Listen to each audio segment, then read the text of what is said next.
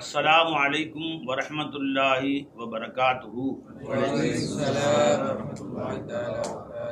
अल्हम्दुलिल्लाहि रब्बिल आलमीन वस्सलातु वस्सलामु अला सय्यिदिल मुरसलीन व आलिहि व सहबिहि अजमईन।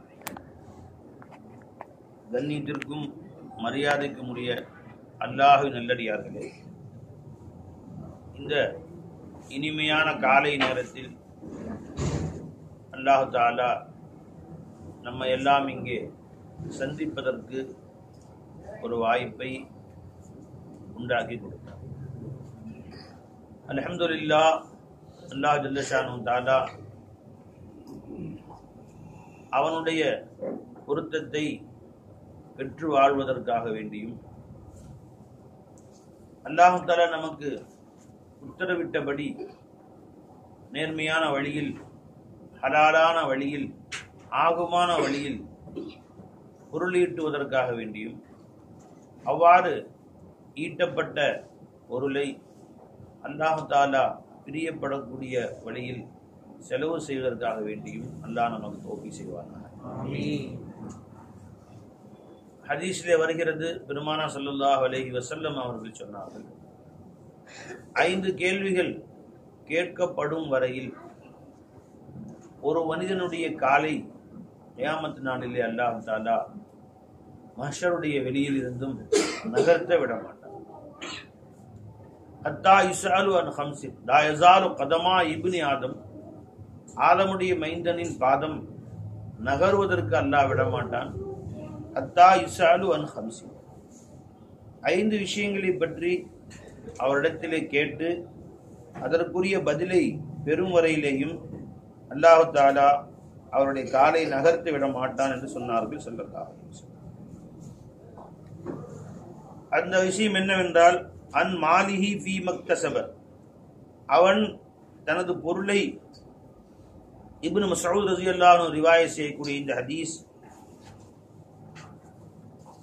லா தஸூலு கதமா இப்னி ஆதம் யௌமல் கியாமா, கியாம நாளிலே ஒரு மனிதனுடைய பாதத்தை அல்லாஹ் நகர்த்த விட மாட்டான். ஹத்தா யுஸ்அலு அன் ஹம்ஸின், 5 விஷயங்களை பற்றி அவனிடத்திலே கேட்டு பதில் பெறும் வரையிலே. அன் உம்ரிஹி ஃபீமா அஃப்னா, விலை மதிப்பற்ற இந்த வாழ்க்கையை, உயிரை உங்களுக்கு கொடுத்திருந்தேனே. எத்தனை வருடம் வாழ்கிறோமோ ஒவ்வொரு நொடியும் விலை மதிப்பற்றதாச்சே. 70 வயசு நீ வாழ்ந்தாலும் சரி, 60 வயது வாழ்ந்தாலும் சரி, 50 வயது வாழ்ந்தாலும் சரி, 100 வயசு வாழ்ந்தாலும் சரி, உனக்கு முடிவு ஏற்பட்டு விட்டால் அதற்கு மேல் ஒரு நொடி கூட நீ மேல் மிச்சமா வாங்கவே முடியாது. உலகத்தின் கோடீஸ்வரர்களாக இருக்கட்டும், பெரிய பெரிய அதிபர்களாக இருக்கட்டும், அந்த நொடி வந்தால் அதோடு அவர்கள் முடிந்து விட்டார். விலை மதிப்பற்ற இந்த உயிரை உனக்கு கொடுத்திருந்தேனே, இதை நீ எதற்காக வேண்டி செலவு செய்தாய்? வான் ஷபாபிஹி ஃபீமா அபுலா, அந்த வாழ்க்கையில் இளமை பருவத்தை உனக்கு கொடுத்திருந்தேனே, நன்கு கைகால்கள் உழைக்கக்கூடிய ஒரு வாலிப பருவத்தை கொடுத்திருந்தேனே, அதை நீ எவ்வாறு செலவு செய்தாய்?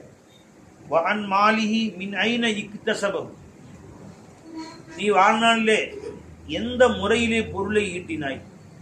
ஹலாலான முறையிலே, அல்லாஹ் தஆலா ஆகுமான வழியிலே, பிறருக்கு வேதனை கொடுக்காமல், பிறரை ஏமாற்றாமல், மோசடி செய்யாமல், அதனால் பிறருக்கு சிரமம் கொடுக்காமல் நல்ல முறையிலே பொருளை ஈட்டினாயா? இது ஒரு 3வது கேள்வி. 4வது கேள்வி, ஃபீமா அன்ஃபகஹு, அல்லாஹ் உனக்கு கொடுத்த அந்த பொருளை நீ எவ்வாறு செலவு செய்தாய்?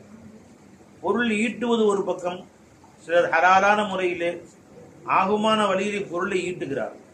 ஆனால் செலவு செய்கிற பொழுது இஸ்ராஃப், வீண் விரயங்கள். அல்லாஹ் தஆலா செலவு செய்ய வேண்டாம் என்ற இடத்திலே செலவு செய்தல், ஹராமான வழியிலே செலவு செய்தல், இவ்வாறு அந்த பொருளை எவ்வாறு செலவு செய்தாய்? இது 4வது கேள்வி. 5வது கேள்வி, ஓ மாதா அமில ஃபீமா அலிம, உனக்கு அல்லாஹ் தஆலா எத்தனையோ ஞானங்களை, அறிவை கொடுத்திருந்தார், நல்ல விஷயங்களை கற்றுக் கொடுத்திருந்தார்.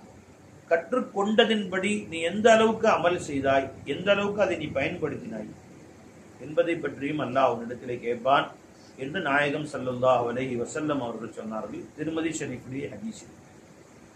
ஒரு விஷயத்தை நாம் கேட்டால் அந்த கேட்டது அல்லாஹ் நம் காதிலே கொண்டு வந்து ஒரு செய்தியை சேர்த்தால் அதை எப்படி நாம் அதை பயன்படுத்துகிறோம் என்பதையும் அல்லாஹ் தஆலா கேட்பார். ஒரு உஸ்தாத் பாடம் நடத்துகிறார்கள், மிஸ்வாக்குடைய சிறப்பு. அதாவது 5 நேர தொழுகையிலையும் ஒரு முஃமினான அடியார்கள் மிஸ்வாக்கு செய்ய வேண்டும், பல் துலக்க வேண்டும்.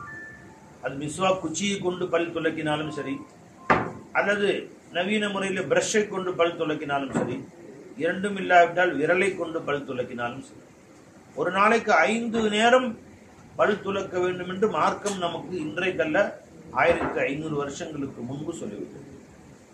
இன்றைக்கு டாக்டர்கள் சொல்கிறார்கள் 2 முறையாவது குறைந்தபட்சம் பல் துலக்கங்கள், இரவு படுக்க செல்லும் முன்பு காலையில் எழுந்தவுடன் என்று சொல்கிறார்கள். 5 நேரம் பல் துலக்க வேண்டும் என்று மார்க்கம் நமக்கு சொல்லிக் கொடுத்தது. ஒரு உஸ்தாத பாடம் நடத்துகிறார்கள், மிஸ்வாக்குடைய சிறப்பு என்று கேட்கிறாங்க. உட்கார்ந்துருக்க, உங்கள்கிட்ட இந்த பாடம் படிச்சுக்கிறீங்களே, உங்கள்ட்ட எல்லாம் மிஸ்வாக்கு வைத்திருக்கிறீர்களா, கையில போய் ரெடியா வச்சிருக்கீங்களா? இல்ல, வீட்டில் தான் இருக்கு. இந்த பாடம் படிக்கவே உங்களுக்கு தகுதி இல்லை. பாடம் படித்தா எப்பயுமே கையில வைத்திருக்க வேண்டும் அல்லவா, அதை டெய்லி பயன்படுத்துவதற்கு உண்டான முறைப்படி செய்திருக்க வேண்டும் அல்லவா என்று சொன்னார். இப்பொழுது நான் வீட்டில் இருந்து காலையில இங்கே வருவதற்காக கிளம்பும் பொழுது அந்த வீட்டுடைய உரிமையாளர்கிட்ட சுருமா இருக்குதான்னு கேட்டேன். அவர் எங்க வீட்டில் சுருமா கல் இல்லைன்னு சொன்னார். அல்லாஹ் அக்பர். ஒரு ஊர் முஸ்லிமுடைய வீடு, பெருமானார் ஸல்லல்லாஹு அலைஹி வஸல்லம் டெய்லி பயன்படுத்திய சுன்னத். சில சுன்னத்துகள் இருக்கும், எப்பயாவது ஒரு முறை பயன்படுத்துவது. இந்த சுருமா இருக்கிறதே, சுருமா கல்லிலே உரசி அதை எடுத்து கண்ணுகளிலே போடுவது. இது பெருமானார் ஸல்லல்லாஹு அலைஹி வஸல்லம் கண்களை கூர்மையாக்கும், கண் பார்வையை கூர்மையாக்கும் என்று சொன்னார்.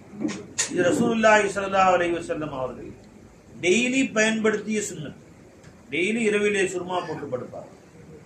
அது உங்கள்கிட்ட இல்லை என்பது எனக்கு வருத்தமாக இருக்கிறது. ஒரு முஸ்லிமுடைய வீட்டிலே சுருமா இல்லாமல் எப்படி இருக்கலாம் என்று நான் அவரிடத்திலே கேட்டுவிட்டு, நான் பையிலே வைத்திருந்தேன். எங்கே ஊருக்கு சென்றாலும் சுருமா கல் கொண்டு செல்வது வழக்கம், பெருமானாருடைய வழக்கம். ரசூல் ஸல்லல்லாஹு அலைஹி வஸல்லம் எங்கே போனாலும் சுருமா கல் கொண்டு போவாங்க. என்னுடைய பையில் இருந்து எடுத்து சுருமாவை போட்டு கொண்டுதான் வந்தேன். சில பேர் நான் சுருமா போட்டு வெளியே செல்வதை பார்த்தால் சிலர் கேலி செய்வார். இது என்ன பெண்களை போன்று கண்ணிலே மை போட்டு கொண்டு வந்திருக்கிறீர்கள் என்று. அதை பற்றெல்லாம் நாம் பொருட்படுத்துவதில்லை. கேலி செய்து கொள். எதை அல்லாஹ்வும் ரசூலும் விரும்புகிறார்களோ, எதை அல்லாஹ்வும் ரசூலும் சந்தோஷப்படுகிறார்களோ, அது கேலி செய்வதை கொண்டு எனக்கு என்ன வந்து விட்டது? அல்லாஹ்வும் ரசூலும் சந்தோஷப்படுகிறார்கள். என்னை வாழ வைப்பது அல்லாஹ், இந்த கடையை கொடுத்தது அல்லாஹ், இந்த கடையை சிறப்பாக நடத்த வைப்பது அல்லாஹ், இந்த கடையை நமக்கு வாழ்வாங்க வாழச் செய்து இன்னும் 10,000 கடைகளை பெருக்க வைப்பது அல்லாஹ். அப்ப அல்லாஹ்வை சந்தோஷப்படுத்துவதை கொண்டுதான் நமக்கு வாழ்க்கையில் சந்தோஷம் ஒழிய மனிதர்களை சந்தோஷப்படுத்துவதை கொண்டு ஒன்றுமே நமக்கு கிடையாது. எத்தனையோ பேர்கள் மிகுந்த பொருட்செலவிலே கடைகள் வைக்கிறார்கள். பின்னால் அதில் அவர்கள் எதிர்பார்த்த அளவு வெற்றி கிடைக்காமல் போய்விடுகிறது. ஒரு கடை அல்லாஹ் உனக்கு கொடுத்தான், ஒரு வாழ்வு அல்லாஹ் உனக்கு கொடுத்தான், ஒரு சந்தோஷத்தை அல்லாஹ் உனக்கு கொடுத்தான்னா அல்லாஹ்வை ரசூலை சந்தோஷப்படுத்து. ஒரு வஸ்து நேர்மையானது என்று உனக்கு தெரிந்து விட்டால் அதை பற்றி மக்கள் 1000 பேர் சொல்லிவிட்டு போகிறார்கள், 1000 பேர் கேலி செய்து விட்டு போகிறார்கள். எனக்கு வாழ வைப்பது அல்லாஹ் ரசூலும், என்னை இறைவன் வாழ வைக்கிறான் என்று தெரிந்து விட்டால் அவனுக்கு எது பிரியமானதோ அதை செய். பிறருடைய கேலியோ கிண்டலோ அதை பற்றி பொருட்படுத்தாது என்பதைத்தான் எனது குருநாதர் எனக்கு சொல்லிக் கொடுத்தார், என்னுடைய ஷேக் நாயகம் எனக்கு சொல்லிக் கொடுத்தார். நிஜமா சொன்ன, ஒரு ஹோட்டல்ல போய் சாப்பிட்டோம்பா, சாப்பிட்டுட்டு தட்டெல்லாம் உணவு சாப்பிட்டு விட்டோம். அந்த தட்டை வலித்து உண்ணுவது பெருமானாருடைய சுன்னத்து. இன்றைக்கு டாக்டருங்க சொல்றாங்க, நீங்க சாப்பிட்டு அப்படியே கை கழுவிடாதீங்க, அதனால செரிமான கோளாறு உண்டாகுது. அந்த விரல்களை ஒன்றுடாமல் சூப்பி சாப்பிடுங்க. ஏனென்றால் நமக்கு டைஜஸ்டிங் என்சைம்ஸ், சுரக்கக்கூடிய இந்த உடலில் இருக்கக்கூடிய செரிமானத்துக்கு தேவையான சுரப்பிகள் நம் கைகளிலே, அந்த எச்சில்களிலே இருக்கிறது. அதை சூப்பி சாப்பிடுங்கள் என்று டாக்டருங்க சொல்றாங்க. ஆனால் 1400 வருஷத்துக்கு முன்பு பெருமானார் ஸல்லல்லாஹு அலைஹி வஸல்லம் சொன்னார்கள், அந்த உணவு தட்டை நன்றாக வலித்து உண்ணுங்கள். ஒரு சிறு பருக்கை கூட, ஒரு சிறு உணவுப் பொருள் கூட அங்கே இருக்கக்கூடாது. ஒரே ஒரு சோற்றை நீ கேவலப்படுத்தி தூக்கி கீழே போட்ட என்றால் நீ உலகத்தில் உள்ள எல்லா அரிசியுமே கேவலப்படுத்தின மாதிரி தான். ஒரு சோத்தை நீ கேவலப்படுத்தினா, ஒரு சோத்தை நீ இழிவுபடுத்தி தூக்கி கீழே போட்ட, ஒரு சோறு தானே, ஒரு பருக்க தானே, உலகத்தில் உள்ள எல்லா அரிசியும் கேவலப்படுத்தின மாதிரி தான். ஏன்னா இது மாதிரி 1000 சோறு சேர்ந்தா இன்னைக்கு பசி ஆத்துச்சு. ஒரு அரிசி கேவலப்படுத்த, இது மாதிரி ஒரு அரிசி, 2 அரிசி, 4 அரிசி, 10 அரிசி 1 லட்சம் அரிசி சேர்ந்தா இன்னைக்கு நீ பிரியாணி சாப்பிட்ட. நீ அதுல ஒரே ஒரு சோத்து கேவலப்படுத்தினா அது அல்லாட்ட முறையிடும். யா அல்லாஹ், நாங்கள் எல்லோரும் ஒன்றாகத்தான் விளைந்தோம், நாங்கள் எல்லோரும் ஒன்றாகத்தான் எங்களை நெல்லாக இருந்து அரிசியாக மாற்றப்பட்டது, நானும் ஒரே சட்டியில் தான் வெந்தேன், அவர் என்னிலே ஒரு பகுதி சாப்பிட்டு விட்டு ஒன்றை கேவலப்படுத்தி இறுதியாக எவ்வளவு 1000 கைகள் வேலை செய்து அந்த சோறு பருக்கை உன் தட்டுக்கு வந்தது. ஒரு தட்டுல உள்ள ஒரு சோறை நீ வீணாக்கினாலும் வீணாக்கணும் தான், ஒரு பருக்கை வீணாக்கினாலும் மொத்த சோற்றை கேவலப்படுத்திய மாதிரிதான் என்றுதான் என் ஷேகநாயகம் குருநாதர் எனக்கு சொல்லிக் கொடுப்பாரு. ஜி ஏன் காரணம் என்ன? ஜி ஒரே ஒரு மனிதனை கண்ணியப்படுத்தினால் ஒமன் அஹ்யாஹா கஅன்னமா அஹ்யன்னாஸ ஜமியா, உலகில் உள்ள அத்தனை மனிதர்களையும் மனித இனத்தையே நீ கண்ணியப்படுத்தியது என்று அல்லாஹ் குர்ஆன்ல சொல்லுகிறான். ஒமன் ஒரு மனிதன், ஒரே ஒரு மனிதனை கேவலப்படுத்தினால் உலகில் உள்ள அத்தனை மனிதர்களையும் கேவலப்படுத்தின மாதிரி தான். ஷேகனா சொல்லுவாங்க, உனது அம்மாவை நீ கண்ணியப்படுத்தி அவர்களுக்கு மரியாதை செலுத்தி அவங்களுடைய துவாவை நீ வாங்கிட்டா, உங்க அம்மாவுடைய அம்மாவை நீ பார்த்திருக்க மாட்ட, அவங்க அம்மாவை நீ பார்த்திருக்க மாட்ட, அவங்க அம்மா இவ்வாறாக ஹஜ்ரத் ஹவ்வா அலைஹிஸ்ஸலாம் வரைக்கும் 1000 அம்மாக்கள் இருப்பார்கள். நம்முடைய தாய், அவங்க தாய் என்று முதல் தாயாகிய ஹவ்வா அலைஹிஸ்ஸலாம் வரைக்கும் 1000 தாய்மார்கள் இருப்பார்கள். அத்தனை தாய்மார்களையும் நீ கண்ணியப்படுத்தின மாதிரி தான் வச்சிருக்கா. ஒரு தாய் நீ கண்ணியப்படுத்தினா அவளுடைய துவாவும் உனக்கு கிடைக்கும். அத்தனை பேருடைய வாழ்த்துக்களும் துவாவும் அத்தனை பேருடைய பிரார்த்தனைக்கும் அல்லாஹ் உனக்கு கொண்டு வந்து சேர்ப்பான். அதே மாதிரி உன்னுடைய ஒரே ஒரு தகப்பனை நீ கண்ணியப்படுத்தினால் அவங்க தந்தை ஹஜ்ரத் ஆதம் அலைஹிஸ்ஸலாம் வரைக்கும் 1000 பேர் இருப்பான்னு வச்சுக்கலேன், அவ்வளவு பேரையும் நீ கண்ணியப்படுத்திய மாதிரிதான். உன் ஒரு தாயை நீ அவமரியாதை செய்த சீ என்று சொல்லிவிட்டால் அத்தனை தாய்மார்களையும் நீ கேவலப்படுத்தின மாதிரி. உன் தந்தையை நீ மரியாதை கொடுக்கலன்னா அத்தனை பேரையும் கேவலப்படுத்தின மாதிரி. ஒரு உஸ்தாது வர்றாங்க, உனக்கு பாடம் சொல்லி கொடுத்த ஆசிரியர், உனக்கு ஞானம் சொல்லி கொடுத்த ஷேக் குரு வர்றாங்க, அவங்களை கண்ணியப்படுத்தினால் அவங்களுடைய குரு ரசூல் ஸல்லல்லாஹு அலைஹி வஸல்லம் வரைக்கும் எத்தனை ஆசிரியர்கள் இருக்கிறார்களோ அத்தனை பேரையும் கண்ணியப்படுத்தின மாதிரி தான், அவ்வளவு பேரு. அதே மாதிரி நீ ஒரே ஒரு பருக்கையை கண்ணியப்படுத்தினா அல்லாஹ் சந்தோஷப்படுறான். அல்ஹம்துலில்லாஹ், இந்த அடியானுக்கு நீ காசு வந்துருச்சுன்னு சொல்லி எதையுமே கேவலப்படுத்தல, எல்லாரையுமே கண்ணியப்படுத்துகிறான், எல்லாரையுமே உயர்வுபடுத்துகிறான். அதனால அல்லாஹ் தஆலா வாழ்வுக்கு மேல் வாழ்வு கொடுப்பான். யாராவது ஒரு பொருளை உனக்கு இன்று வாழ்வு வந்தது என்பதற்காக வேண்டி ஒரு அரிசியை ஒரு பருப்பை நீ கேவலப்படுத்தினாலும் அவ்வளவு உணவையும் கேவலப்படுத்தின மாதிரி தான், அத்தனை பேரையும் நீ கேவலப்படுத்தின மாதிரி தான். என் ஷேகநாயகம் உட்கார்ந்துருந்தாங்க, ஒரு கட்டலுக்கு கீழே உட்கார்ந்துருந்தாங்க. அவங்களுக்கு ஒரு சுண்டல் கொண்டு வந்து கொடுத்தாங்க, கொண்டக்கடலை சுண்டல். அதனால அந்த சாப்பிட்டாங்க. ஒன்று வாயில் வைக்கும் போது தவறி கீழே விழுந்துருச்சு, ஒரு சுண்டல் கீழே விழுந்து அது உருண்டு போய் கட்டலுக்கு கீழே போயிடுச்சு. கட்டலுக்கு கீழே ஏற்கனவே கொஞ்சம் சாமான்கள்லாம் வச்சிருக்காங்க, பேக் அதெல்லாம் வச்சிருக்கிறாங்க, கொஞ்சம் தூசிகளுமாக இருக்கிறது. உடனே ஷேகநாயகம் அவர்கள் தன்னுடைய அந்த வயசான காலத்திலையும் கனத்த உடலையும் பொருட்படுத்தாது மெதுவா கட்டலை விட்டு கீழே இறக்கி உட்காந்துட்டு பேகலாம் நவுத்தி அந்த சுண்டலை தேடுறாங்க. இங்கேதான் உறிஞ்சி எங்க பாச்சு ரொம்ப நேரம் தேடுறாங்க. பிள்ளைங்களும் யாரும் இல்லை, இப்படி தேடினாங்க. அந்த பேகை நவுத்தி இந்த பேக் கடைசியா கண்டுபிடிச்சிட்டாங்க, உள்ள நிக்குது. உடனே ஒரு அசா மாதிரி ஒரு குச்சி எடுத்து இப்படி தள்ளி விட்டு அப்படியே முன்னாடி இழுத்து அந்த சுண்டலை கண்டுபிடிச்சிட்டாங்க. கையில எடுத்து அதை வாஷ் பேஷனுக்கு சுத்தமா கழுவி வாயில போட்டு கொஞ்சமா சொன்னாங்க, இந்த ஒரு சுண்டல் தானே உள்ள போயிடுச்சு, கடலுக்கு கீழே அந்த லாஸ்ட்ல போயிடுச்சு, அதையே நான் தேடி பிடிக்கணும் உடலவா, இந்த ஒரு சுண்டல் தான் இன்னொரு சுண்டல் சேர்ந்து என் வயிற்றுக்கு அது பசியை கொடுக்கிறது, என் பசியை நீக்குகிறது. ஒரே ஒரு சுண்டல் என்று அதை ஒரு கொண்டக்கடலை நீ கேவலப்படுத்தினாலும் அதை அவமரியாதை செய்தாலும் எல்லா சுண்டலையும் நீ கேவலப்படுத்தின மாதிரி தான், எல்லா கொண்டக்கடலையும் நீ கேவலப்படுத்தின மாதிரி தான். அல்லாஹ் ஜல்ல ஷானஹு பொறுத்து கொள்ள மாட்டான். அதனால ஷேகநாயகம் சொல்லுவாங்க, நீங்க உணவு அருந்துகிற பொழுது அந்த கருவேப்பிலை இருக்கும், அது கீழே போடுறாங்க. சில பேர் கையில சோறு இருக்கும், கருவேப்பிலை 4 சோறு ஒட்டிட்டு இருக்கும், இப்படி தூக்கி அதை கீழே போடுவாங்க. சில பேர் பிரியாணி சாப்பிடுவாங்க, தக்காளி தூக்கி கீழே போடுவாங்க, அதுல 10 சோறு ஒட்டிட்டு இருக்கும். கருவேப்பிலையும் கீழே போட்டுக்கோ, தக்காளியை உதறி கீழே போட்டுக்கோ, அதுல உள்ள சோறுக்கு பதில் என்ன சொல்றது? அதனால அந்த கருவேப்பிலை எடுத்தாலும் உதறி அதை சூப்பி அதை தூக்கி வெறும் கருவேப்பிலை கீழே போட ஒரு சோறை கூட கேவலப்படுத்தாரு. நண்பர்களே, அல்லாஹ் ஜல்ல ஷானஹு நம்ம எல்லாருக்கும் வாழ்த்து கொடுப்பான். எப்ப கொடுக்கிறான்? நீ எப்படி மனிதர்களை எப்படி கண்ணியப்படுத்துகிறாய், உன்னை நாடி வரக்கூடிய மனிதர்களை எவ்வாறு நீ கண்ணியப்படுத்துகிறாய், உன்னோடு இருக்கக்கூடியவர்களை எப்படி கண்ணியப்படுத்துகிறாய், உன் உறவுகளை எப்படி கண்ணியப்படுத்துகிறாய், உன் தாய் தாப்பனை எப்படி கண்ணியப்படுத்துகிறாய், உனக்கு அல்லாஹ் தஆலா கொடுத்த வாழ்க்கை பொருட்களை எப்படி கண்ணியப்படுத்துகிறாய் என்பதையெல்லாம் அல்லாஹ் ஜல்ல ஷானஹு தஆலா கவனித்து பார்க்கிறான், உற்று நோக்கி கொண்டிருக்கிறான். இன்ன ரப்பக லபில் மிர்சாத், உங்கள் ரப்பு தாலா ஒவ்வொரு நொடியும் உங்களை உற்று நோக்குகிறான். நீ அலட்சியப்படுத்துகிறாயா? எல்லோரையும் கண்ணியப்படுத்தி வாழ்கிறாயா? எல்லோருக்கும் மரியாதை கொடுக்கறியா? நீ நம்ம கடையில ஒரு கஸ்டமர் வர்றாரு, யாரா இருந்தா நமக்கு என்ன, என் கடையில வச்சிருக்கிறேன் அப்படின்னு வச்சுங்க, ஒரு பெரிய டிபார்ட்மெண்டல் ஸ்டோர் வச்சிருக்கேன், அதுல 1 லட்சம் ரூபாய்க்கு சாமான் வாங்கக்கூடிய மனிதனும் வரலாம், சில பேர் 1 ரூபாய்க்கு சாமான் வாங்கக்கூடிய மனிதனும் வரலாம், சில பேர் வருமானம் தெரியுதா சாமான் வாங்குற மாதிரி தெரியல, சும்மா விளாத்திட்டு போற மாதிரி தெரியுதா அப்படின்னு தெரியல. ஆனால் கண்ணியம் என்பது எல்லாருக்கும் ஒன்னாதான் கொடுக்கும்.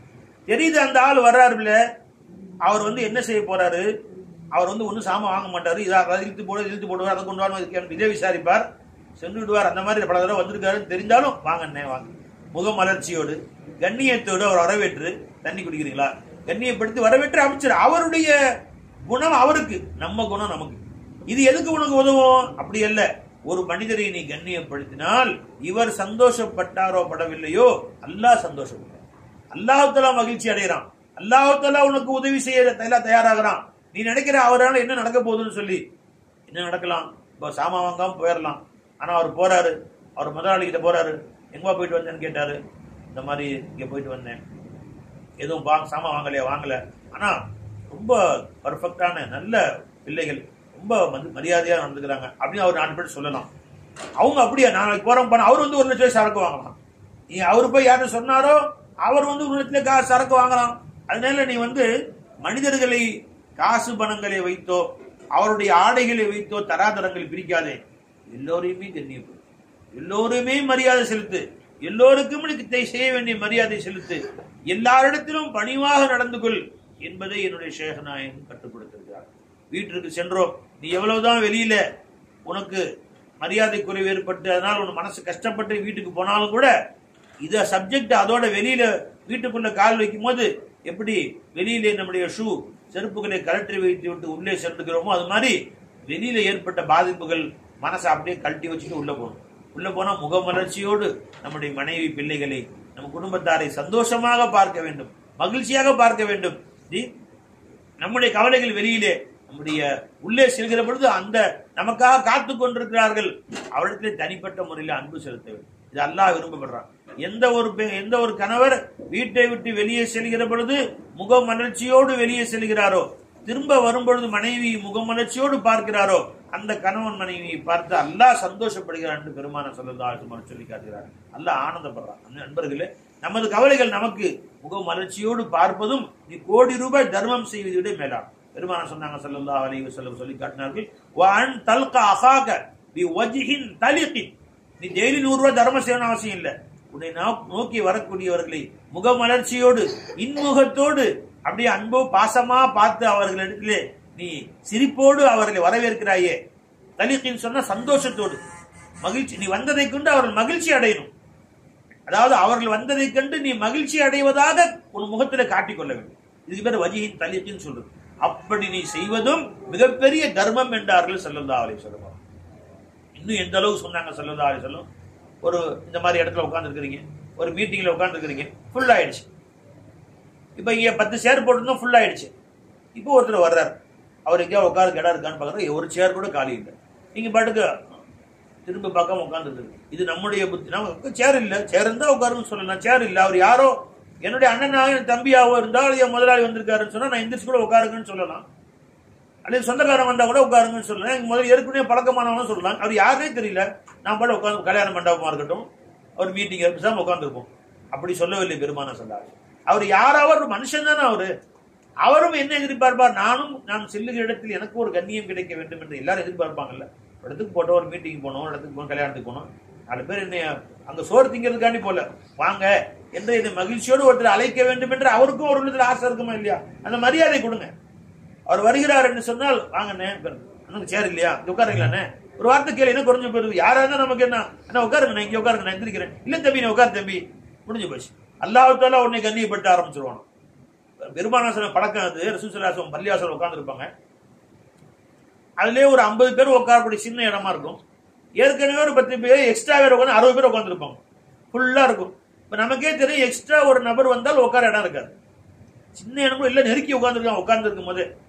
ஆனால் புதுசா ஒரு நபர் வருவார், உடனே ரசூலுல்லாஹி ஸல்லல்லாஹு அலைஹி வஸல்லம் அவர்கள் கொஞ்சம் அசைஞ்சு கொடுப்பாங்க.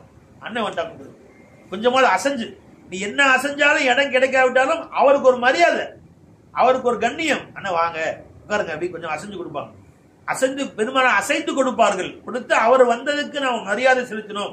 போனேன் யாரும் கண்டுக்கவே இல்லை, எல்லாம் உட்கார்ந்துருக்காங்க, பேசாம திரும்பி வந்துட்டேன் என்று அவர் மனதில் நினைக்காமல் வந்தவருக்கு ஒரு கண்ணியம் கொடுங்கள், மனுஷனா மதிங்க என்று பெருமானார் ஸல்லல்லாஹு சொல்லிக் கொடுத்தார்.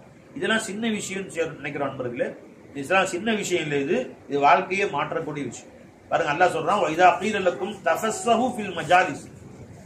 ஒரு இடத்துல அமர்ந்திருக்கிறீர்கள், ஒருத்தர் வர எனக்கு தள்ளி இடம் கொடுங்க அப்படின்னு சொல்றாரு. 4 பேர் உட்கார சீட் 5 பேர் உட்காரலாம். இப்ப ட்ரெயின்ல பார்த்தீங்கன்னா 4 பேர் உட்கார சீட் உட்காந்துருக்கும். ஒருத்தர் வராரு, நான் 4 பேர் கரெக்டா உட்காந்துருக்கோம், அவருக்கு இடம் கொடுக்க வேண்டிய அவசியம் என் மேல இல்ல. அப்படி இல்ல, அவர் யாரா இருக்கட்டும், முஸ்லீமா இருக்கட்டும், மூமினா இருக்கட்டும், ஒரு பிடிக்காத எதிரியா கூட இருக்கட்டும், 4 பேரும் நெருக்கி உட்கார்ந்து அவர் கொஞ்சமாவது உட்கார ஒரு 4 இன்ச்சாவது இடம் கிடைச்சிடும்.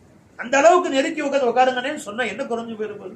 ஓ சீட்டா நீ இறங்குமோ சீட்டை எடுத்து இறங்க போற, இறங்குமோ சீட்டை பேர்த்து எடுத்து வீட்டுக்கு கொண்டு போக போற, கொஞ்சம் கொடுத்தா அல்லாஹ் என்ன சொல்றான், வைதா கீல லக்கும் தஃபஸ்ஸஹு ஃபில் மஜாலிசி, கொஞ்சம் இடம் கொடுங்கனே என்று கேட்டவருக்கு இடம் கொடுத்து விட்டால், அப்படி உங்களுடைய இடம் யாரும் கேட்டால் இடம் கொடுங்கள், யஃப்ஸஹில்லாஹு லக்கும், உங்க வாழ்க்கையை அல்லாஹ் விசாலமாக்குவான். அல்லாஹு அக்பர்.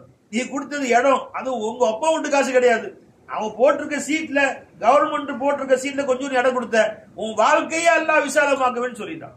ஒரு பஸ்ல மிஸ்கின் ஏறினேன், இல்ல ஃபுல் சீட்டுக்காக ஒரே ஒரு சீட் இருந்துச்சு, எல்லாமே ஃபுல்லா உட்காந்துருந்தாங்க. ஒரு சீட்டு காலி வச்சு உட்காந்துட்டேன். உட்காந்த பின்னாடி அந்த காலத்துல பஸ்ல போயிட்டு இருந்த காலம், இப்ப அல்லாத்தால பஸ்ல கூட்டிட்டு போறது இல்லை. பார்த்தாலும் நம்மளுக்கு கண்ணி மிகுந்த தோழர்கள் கார்ல கூட்டிட்டு போறாங்க, வருமான முபாரக்கனை கூட்டிட்டு வந்தாங்க. அந்த மாதிரி எல்லாம் கூட்டிட்டு போயிடுறான். சீட்ல உட்கார்ந்து ஒரு சாமியார் மாதிரி ஒருத்தர் வர்றாரு. காவி உடை உடுத்திருக்கிற, உத்ராட்ச மாலைகள் ஃபுல்லா போட்டிருக்கிறாங்க. அவர் காவி உடை உடுத்தி கையில உத்ராட்ச மாலையில வச்சுட்டு அவர் எங்கேயோ போறாரோ, வந்து வண்டியில ஏறாரு. இப்படி உட்கார இடம் இருக்கான்னு இப்படி பாக்குறாரு. நான் ஒருத்தன் தான் அந்த வண்டியில முஸ்லீம் உட்கார்ந்துருக்கேன், பாய். மற்றவங்க எல்லாம் வந்து நான் முஸ்லீம் உட்காந்துருக்காங்க, இந்து சகோதரர் உட்காந்துருக்காங்க. அவர் இப்படி பாக்குறாரு. இளைஞர்கள் உட்காந்துருக்காங்க, பெண்கள் ஆண்கள் எல்லாம் உட்காந்துருக்காங்க. யாராவது இடம் கொடுப்பாங்களான்னு இடம் கொடுக்கல.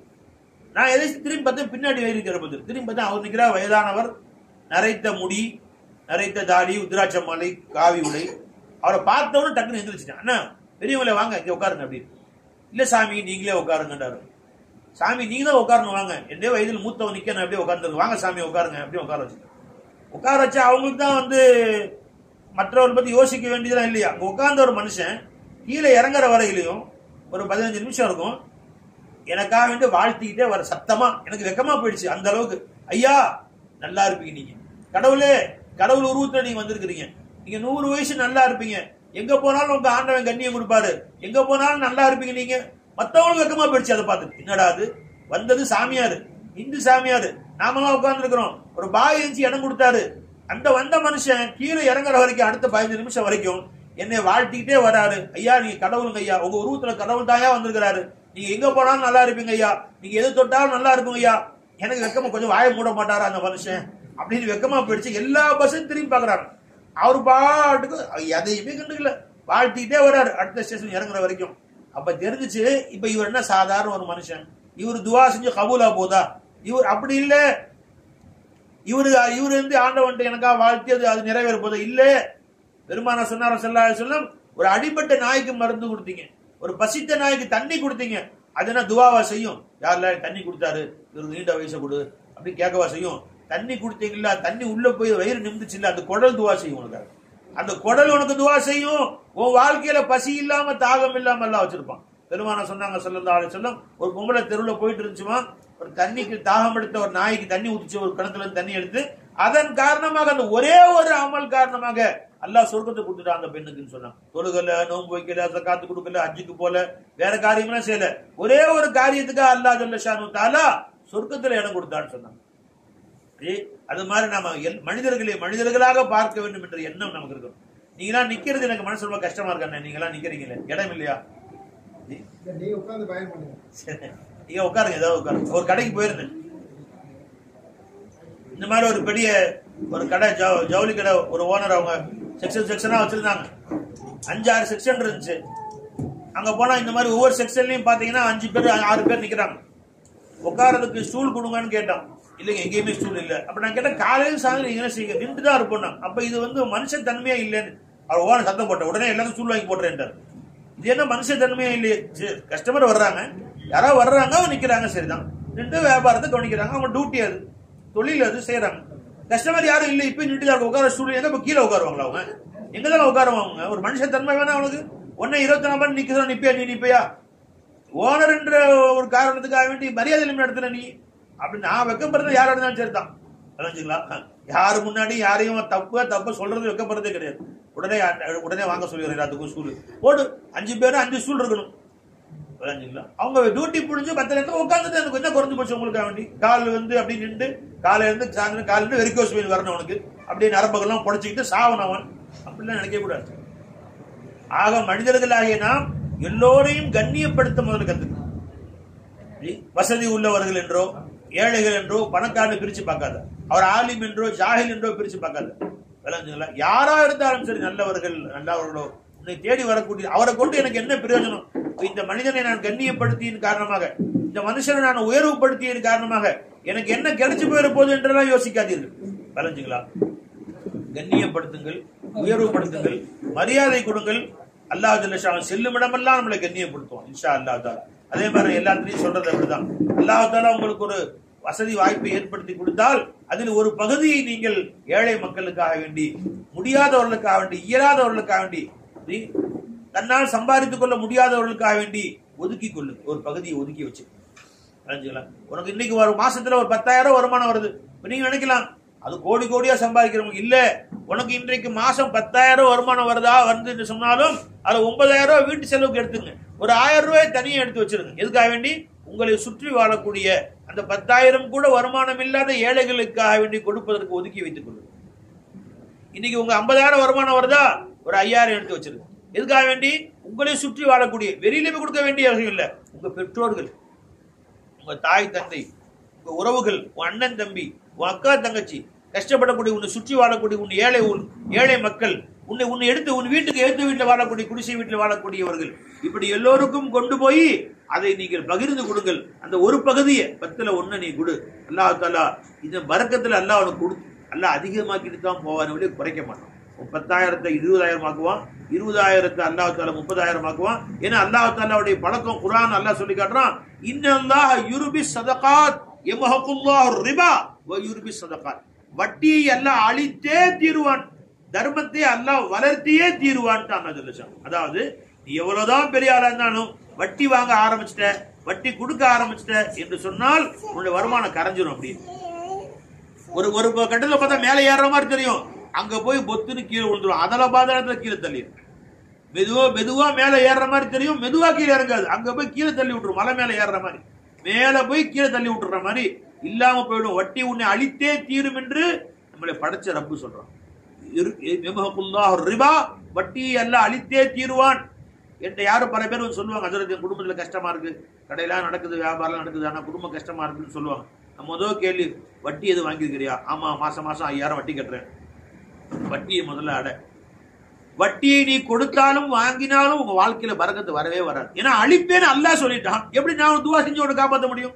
அதற்கு எனக்காக துவா செய்யுங்க, எப்படியாவது முன்னேறணும். ஏன் துவா எப்படி முன்னேற முடியும்? உன்னை அழிக்கிறது அல்லாஹ்வே முடிவு பண்ணிட்டான்.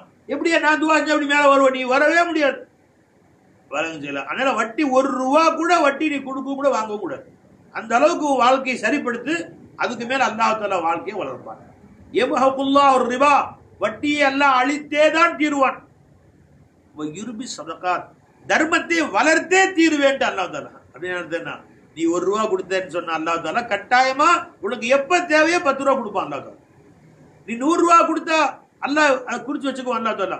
1க்கு 10 குறைஞ்சபட்சம் அல்லாஹ் தஆலா 100ஐ 1000 ஆக்கி 1,00,000 ஆக்கி எப்ப தேவையோ அல்லாஹ் கொண்டு கொடுப்பான் உனக்கு. எப்ப தேவையான அர்த்தம் என்ன தெரியுமா? அது அல்லாஹ் கொடுக்குற முறை 2 இருக்கு. என்ன? ஒன்னு, எதிர்பார்க்க முடியாத எங்க போய் நிப்போ என்று தடுமாறி கொண்டிருக்கும் நேரத்தில் உதவி வந்து கொடுப்பான் அல்லாஹ் தஆலா. இது ஒரு வகை. இன்னொரு வகை என்ன? மற்றவர்கள் எல்லாம் சிரமப்படக்கூடிய ஒரு விஷயத்துல அல்லாஹ் உனக்கு எந்த சிரமமும் இல்லாம லேசாக்கிடுவான். பைக் இருந்து ஒருத்தர் கீழே விழுந்தாரு, ஒருத்தர் கொண்டு போய் 2 பேரும் கீழே விழுந்தாங்க. ஒருத்தர் போய் அட்மிஷன் பண்றாங்க ஆஸ்பத்திரியில, அந்த ஆபரேஷன் பண்ணி இந்த ஆபரேஷன் 3 லட்சம் ஆகும்னு சொல்லிட்டாங்க. கொடுத்து டாக்டர் போனாரு, ஒரே ஒரு மருந்து போட்டு 10 ரூபா ஃபீஸ் வாங்கிட்டு 50 ரூபா ஃபீஸ் வாங்கிட்டு அமுச்சு விட்டார். 2 பேரும் தான் கீழே விழுந்தாங்க. இந்த 3 லட்சம் ரூபாய் செலவில்லாம ஆக்கினது யாரு? இவர் ஏற்கனவே செய்த ஒரு புண்ணியம் செஞ்சிருப்பாரு. அவர் ஏதாவது யாரோ ஒரு ஏழைக்கு இந்த மாதிரி அர்ஜென்ட்டான நேரத்தில் 50 நூறு கொடுத்துருப்பாரு. அந்த பரக்கத்துல அல்லாஹ் ஜல்ல ஷானு தாலா இந்த 3 லட்சம் செலவை இவனுடைய தகுதியை விட்டு எடுத்துட்டான். அல்லாஹ் தாலா இவன் தகுதியில இருக்கும், இந்த மாதிரி இவனுக்கோ இவன் மனைவிக்கோ இவன் பிள்ளைகளுக்கோ இவன் செலவு செய்ய வேண்டும் என்று இருக்கும். இவன் செய்ய தர்மத்தின் காரணமாக அல்லாஹ் ஜல்ல ஷானு தாலா அந்த தகுதியில் உண்டான அந்த கஷ்டத்தை அல்லாஹ் எடுத்துருவான். இதுவும் அல்லாஹ் ஜல்ல ஷானு தாலா நமக்கு செய்யக்கூடிய உபகாரம். ஆக அன்பர்களே, பெரியார்களே, இருக்கக்கூடிய என்னை கண்ணியம் மிகுந்த இஸ்லாமிய சகோதரர்களே, நான் சொன்ன விஷயம் கண்ணியப்படுத்துங்கள், கவனம் வைத்துக் கொள்ளுங்கள். ஒரு முக்கியமான விஷயம்னா பொருட்களையும் கண்ணியப்படுத்துங்கள். எந்த அளவுக்குன்னு கேட்டா, நேற்று வந்துட்டு இருந்தோம், என் மதரசால நடந்து வந்துட்டு இருந்தேன். நான் மேலே பார்த்து ஒருத்தர் பேசிக்கிட்டே ஃபோன் பேசிக்கிட்டே வந்துட்டே இருந்தேன். கீழே ஒரு பேனா கிடந்துச்சு. அந்த பேனா யூஸ் பண்ணின பேனாவோ யூஸ் பண்ணாத பேனாவோ தெரியல, முடிஞ்சு போனோம். என் மதரசாவோட எல்லையில் ஒரு பேனா கிடந்துச்சு. நான் தவறி பேனா மிதிச்சிட்டேன் காலில். உடனே பதறி போய் கீழே பார்த்து என்னடா காலில் போய் பேனா அல்லாஹூ என்று குனிஞ்சு அந்த பேனாவை சுத்தப்படுத்தி முத்தமிட்டு கண்ணில் ஒத்தி அல்லாஹூ மன்னிச்சுக்கிறப்பே அப்படின்னு கொடுத்து, அது பக்கத்தில் புதுசாக வந்து மாணவராக ஜாயின் பண்ண ஒரு தம்பி பார்த்துட்டு இருந்தார். அந்த தம்பி அஜ்மல்னு பேர் கேட்டார், என்ன ஹஜ்ரத் பேனாவுக்கு முத்தம் கொடுக்குறீங்க, காலில் மிதிச்சு விட்டுக்கிறேன். இல்லைப்பா, அந்த பேனா நினைக்காதீங்க, மற்றமா நினைக்காதீங்க, அதையும் கண்ணியப்படுத்துது. அந்த பேனா வச்சனா குர்ஆன் எழுதுனீங்க, அந்த பேனா வச்சனா ஹதீஸ் எழுதுனீங்க, அந்த பேனா வச்சுதான மார்க்கத்தை படித்துக் கொண்டீர்கள்.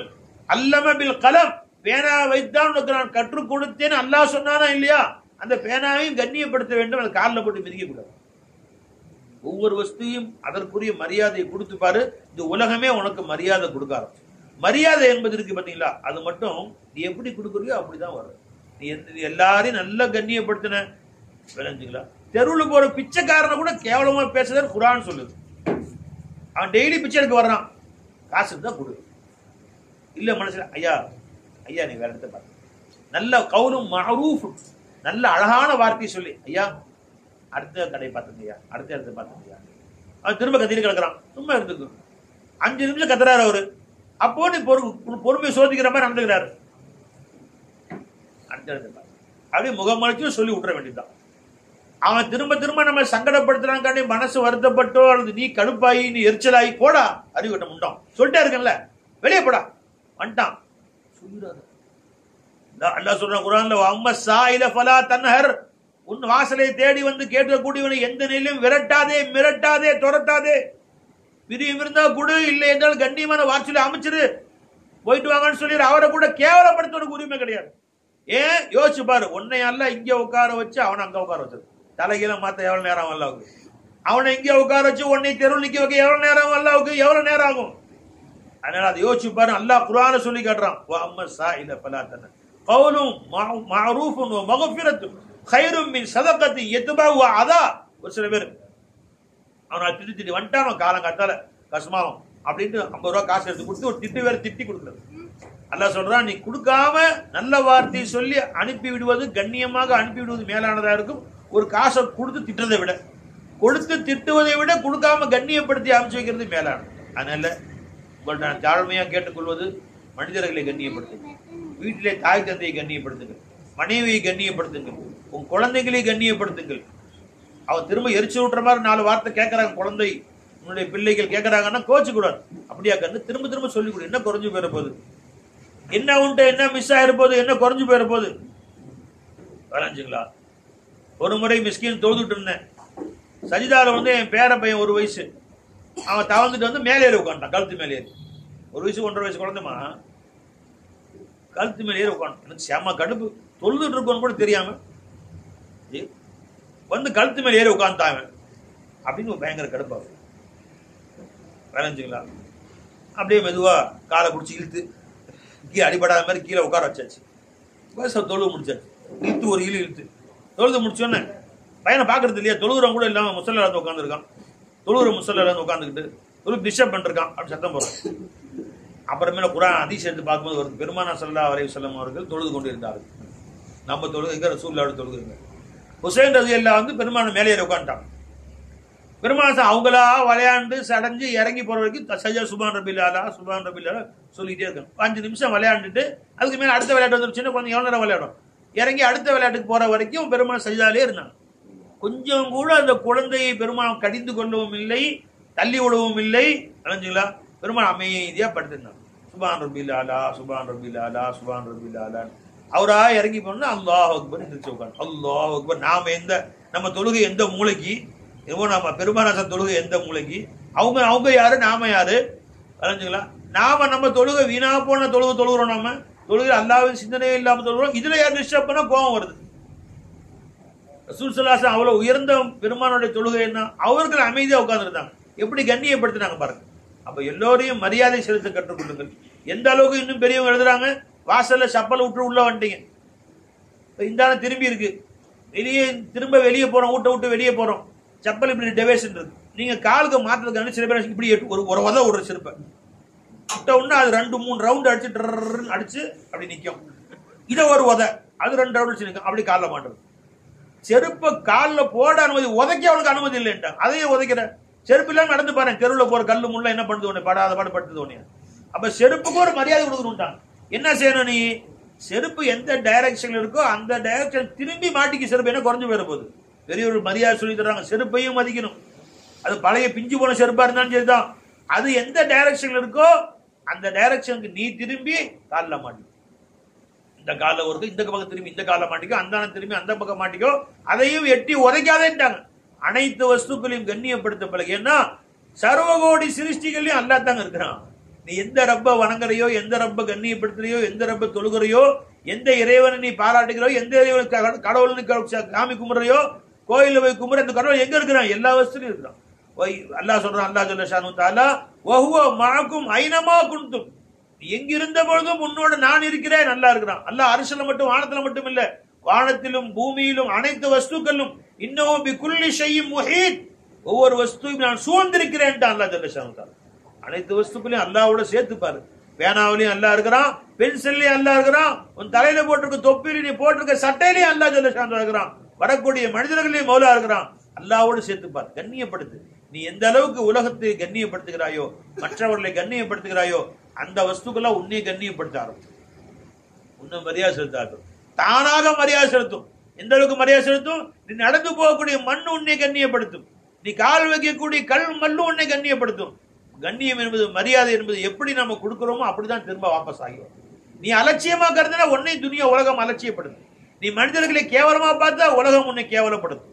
உன் பெற்றோர்களை கேவலப்படுத்தினாய் உன் பிள்ளைகள் உன்னை கேவலப்படுத்துவார்கள். இதுதான் துனியாவில் நடக்கும். அதனால எல்லோருமே அல்லாஹ் தஆலா நம்மை படைச்ச ரப்பு நம்ம கூட இருக்கிறான், பார்த்துக்கிட்டே இருக்கான் எப்படி நடக்கிறோம் என்பது. ஒவ்வொரு பொருள் கூட இருக்கிறான், அந்த உணர்வை கொண்டு வாருங்கள். எல்லா பொருட்கள் கூட இருக்கிறான்.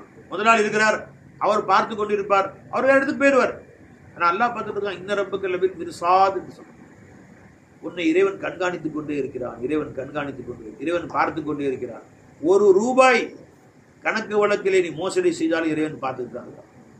ஒரே ஒரு சின்ன வஸ்துக்கள் நீ துரோகம் செய்தாலும் இறைவன் பார்த்து கொண்டு தான் இருக்கிறான். அதனால முதலாளி இருந்தா எனக்கு என்ன, இல்லாட்டி எனக்கு என்ன, ரப்புட்ட வேலை செய்யறேன், மோலாட்ட வேலை செய்யறேன் என்று நம்ம முதலாளி நம்முடைய கணக்கு, நம்முடைய முதலாளி வேலை செய்யல, அவங்க இருப்பாங்க போயிடுவாங்க, நான் வேலை செய்ய ரப்புட்ட வேலை செய்யறேன்.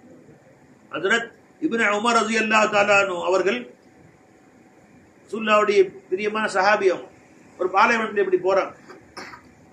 போயிட்டு அங்க ஒருத்தர் ஆடு மேய்ச்சிட்டு இருக்காரு, 100 கணக்கான ஆடு வச்சு மேய்ச்சி ஒரு பையன் மேய்ச்சிட்டு இருக்காரு. தம்பி இங்க வா, பசிக்குது, கொஞ்சம் ஆட்டுல பால் கறந்து கூட.